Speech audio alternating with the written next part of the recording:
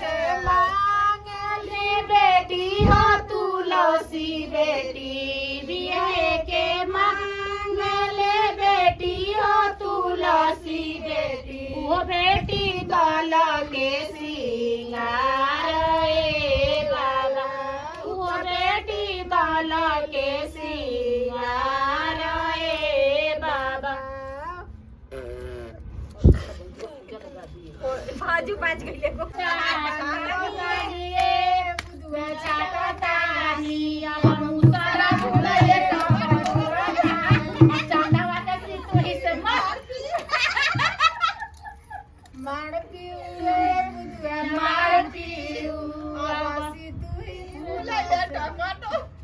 सीतुई भुलाइले इसकी मुंह सारा भुलाइले टकटोरा ता दिलो गवन हो गई कर तया मठिया कोडा गइनु तया बाबा रखी आइनु रात लगे 3 बजे हां हटी गई ना हटी लगावे जनी माटी को त हदी लगेला हां त गाई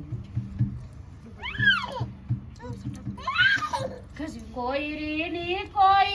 री भाला तू ता बाड़ू कहिया के हरदी सोचला ता बाड़ू कहिया के हरदी सोचला तू बाड़ू हमरो कवन पापा जरिए के राजा है हमरो कवन पापा जरिए के हाथी दियले घोड़ा दियले हरदी के पिसवैया हाथी दियले घोड़ा दियले हरदी के पिसवैया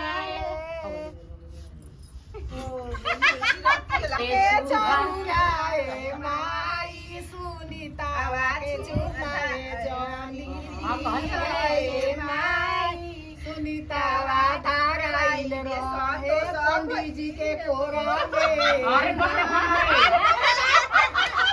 बसमती लगावा रे चौराए माई नीलमी के चुमाए जानी दी है माई नीलमी मगले कजली प्रधान से छुआइल बिया रे माई कजली केहू के कहालो केहू गांव बनरा को उतर बनरा को मत भूलो भाई पड़ी तर साहवा लगेला भयंकर करना रोटी आई के कोई निकिला गाना गीतरा मजी दुलरुआ बन के आइले गाना नारायण जी दुलरुआ बन के आइले गाना निकिला निकला